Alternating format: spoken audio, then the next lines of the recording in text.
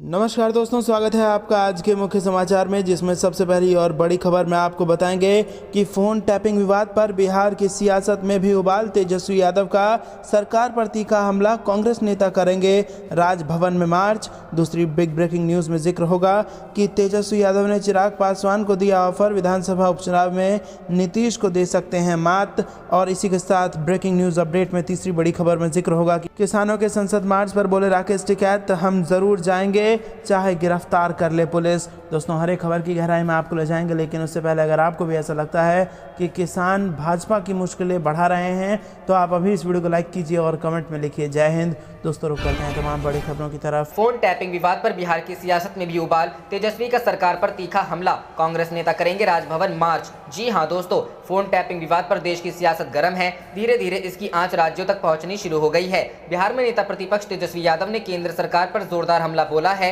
उन्होंने कहा कि किसी की निजी जिंदगी में दखल देना खतरनाक है। तेजस्वी यादव ने महंगाई और फोन टैपिंग विवाद पर केंद्र सरकार पर तीखा हमला बोला है। नेता प्रतिपक्ष ने कहा कि किसी की निजी जिंदगी में दखल देना और फोन टैपिंग करना बहुत ही खतरनाक और दुर्भाग्यपूर्ण है। उन्होंने कहा कि बेडरूम में कोई क्या कर रहा है, सरकार यह देखने लग जाए तो इससे खराब क्या हो सकता है। इस मामले पर सरकार को जवाब देनी चाहिए। बिहार के नेता प्रतिपक्ष ने महंगाई के मामले पर भी सरकार को घेरा। उन्होंने ट्वीट कर कहा कि भ्रष्ट डबल इंजन सरकार ने तेल, बीज, सिंचाई, जुताई, बुवाई, दवाई सहित सभी खाद्य पदार्थों को महंगा कर दिया है। देशवासियों को अब इस जुमलेबाज सरकार के हिंदू मुसलमान और छदवा राष्ट्रवाद के दुष्प्रचार के बहकावे में नहीं आकर जनहित से जुड़े असल मुद्दों पर सवाल जवाब करना ही होगा। वहीं फोन टैपिंग मामले पर 22 जुलाई को बिहार कांग्रेस के नेताओं ने राजभवन मार्च करने का ऐलान किया है। मंगलवार को इस बाबत प्रदेश कांग्रेस के मीडिया विभाग के चेयरमैन राजेश राठौड़ ने जानकारी दी। राठौड़ ने कहा कि विपक्ष के नेता राहुल गांधी सहित अन्य प्रमुख नेताओं, पत्रकारों और न्यायाधीशों की फोन टैपिंग नागरिक अधिकारों का हनन है। रुख करते हैं अगली खबर की तरफ। तेजस्वी यादव ने चिराग पासवान को दिया ये ऑफर, विधानसभा उपचुनाव में नीतीश को दे सकते हैं मात। जी हां दोस्तों,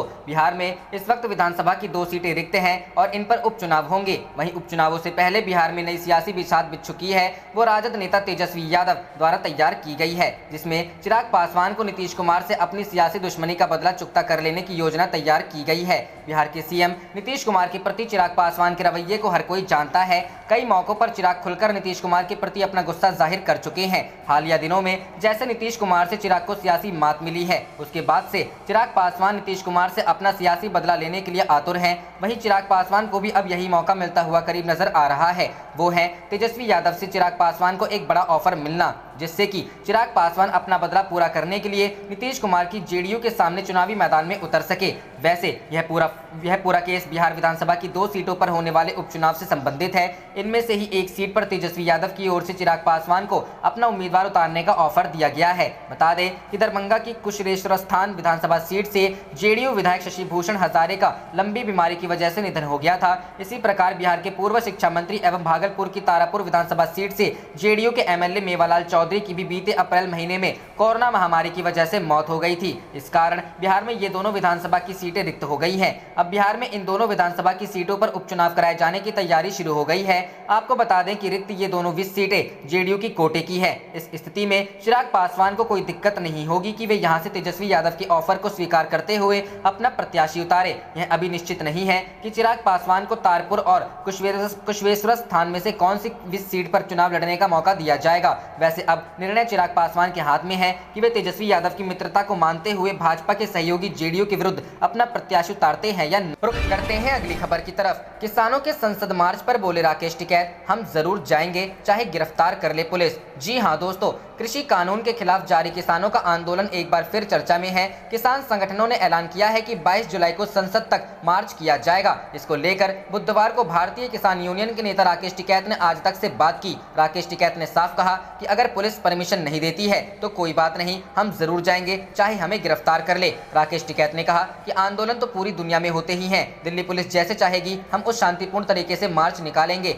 राकेश टिकैत ने कहा कि ये लोग नहीं चाहते हैं कि हम मार्च निकालें क्योंकि अभी सदन चल रहा है, लेकिन जब कृषि कानून संसद में ही बना है तो हम विरोध करने रामलीला मैदान राजस्थान या किसी और जगह क्यों जाएं? किसान नेता राकेश टिकैत बोले कि क्या हम संसद पहुंचकर सत्ता परिवर्तन कर देंगे? ये सिर्फ एक विरोध प्रदर्शन है, ये सांकेतिक होता है। संसद के पास हजारों लोग घूमते हैं, हम तो बताकर जा रहे हैं। हम सिर्फ लोकतांत्रिक तरीके से विरोध जताना चाहते हैं। अगर इससे आसान कोई तरीका हो तो हमें बता दीजिए। 26 जनवरी की हिंसा को लेकर राकेश टिकैत ने कहा कि 26 जनवरी को आखिरकार ऐसा क्या हुआ था? हमने तो इनसे रिंग रोड मांगी थी, लेकिन इन्होंने तब अनुमति नहीं दी।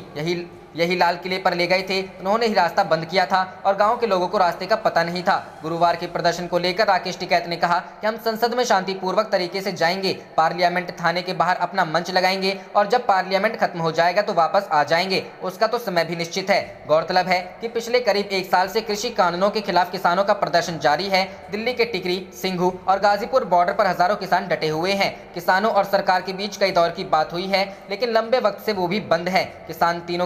किसान तीनों कानून वापस करवाना चाहते हैं, लेकिन सरकार पर इस पर राजी नहीं। करते हैं अगली खबर की तरफ। दिल्ली कूच करने निकला किसानों का काफिला पहुंचा पानीपत। चढ़ूनी बोले उत्तर प्रदेश में बीजेपी को हराएंगे। जी हां दोस्तों, हरियाणा के यमुनानगर से दिल्ली बॉर्डर कूच करने निकला किसानों का काफिला सोमवार को पानीपत पहुंचा। भारतीय किसान यूनियन के हरियाणा के अध्यक्ष गुरनाम सिंह चढ़ूनी की अगुवाई में किसानों का जत्था पानीपत टोल प्लाजा पहुंचा। चढ़ूनी ने यहां पत्रकारों से बातचीत करते हुए कहा कि अब मिशन उत्तर प्रदेश शुरू होगा। हम उत्तर प्रदेश चुनाव में बीजेपी को हराने का काम करेंगे। उन्होंने यह भी कहा कि सस्पेंड होने से मेरा कोई नुकसान नहीं हुआ, बल्कि सस्पेंड करने वालों का नुकसान हुआ है। सस्पेंड होने के बाद भी उनका काफिला बढ़ता जा रहा है। मुझे सस्पेंड करने वालों को जनता बुरा बता रही है। मैंने एक विचारधारा रखी थी, मैं अपनी विचारधारा पर अब भी कायम हूँ। चढ़ूनी ने कहा कि निलंबन के बावजूद आंदोलन में उनकी भागीदारी पहले से ज्यादा रहेगी। सस्पेंशन के बावजूद भी किसान संयुक्त मोर्चा के हर आह्वान का पालन किया जाएगा। उन्होंने कहा कि इस समय लोगों में जोश और आक्रोश का जो मिश्रण देखा जा रहा है वो बीजेपी के लिए खतरे की घंटी है।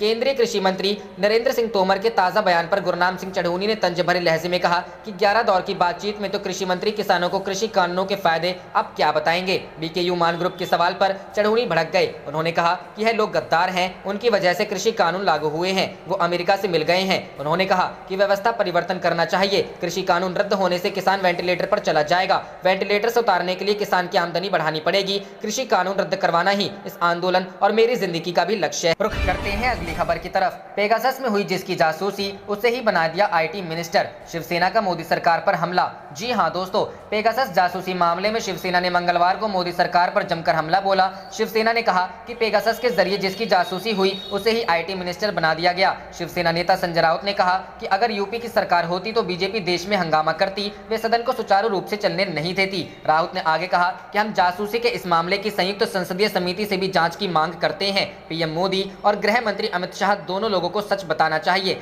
संजय राउत ने कहा कि जासूसी के सिलसिले में 2 केंद्रीय मंत्रियों प्रहलाद जोशी और अश्विनी वैष्णव के नाम भी सामने आए हैं। बाद में उन्हें केंद्रीय मंत्रिमंडल में शामिल किया गया। वैष्णव, जिनकी जासूसी भी की गई है, उन्हें उसे आईटी विभाग का मंत्री बनाया गया है। बता दें कि इजरायली कंपनी एनएसओ के पेगासस सॉफ्टवेयर से भारत में कथित तौर पर 300 से ज्यादा हस्तियों के फोन हैक किए जाने का मामला अब तूल पकड़ लिया है। संसद के मानसून सत्र की शुरुआत के एक दिन पहले ही इस जासूसी कांड का खुलासा हुआ था। रुख करते हैं अगली खबर की तरफ। आरजेडी के अगले बिग बॉस बनेंगे तेजस्वी, जल्द मिल सकती है पार्टी की कमान। जी हां दोस्तों, क्या तेजस्वी यादव को मिलेगी आरजेडी की कमान? दरअसल सोमवार को आरजेडी के प्रदेश अध्यक्ष जगदानंद सिंह ने दिल्ली में लालू यादव से मुलाकात की। इस मुलाकात के बाद ये कयास लगाए जा रहे हैं कि तेजस्वी यादव को आरजेडी की जल्द कमान सौंपी जा सकती है। कुछ दिन पहले लालू यादव ने भी अपने जन्मदिन के मौके पर तेजस्वी यादव की खुले दिल से तारीफ की थी। वहीं बिहार विधानसभा में तेजस्वी के नेतृत्व में आरजेडी ने शानदार करते हुए अपने दम पर 75 सीटें प्राप्त की थी। तेजस्वी को 6 वर्ष पहले विधायक दल का नेता बनाकर लालू ने साफ कर दिया था कि भविष्य में आरजेडी की कमान भी उन्हीं के हाथ में होगी।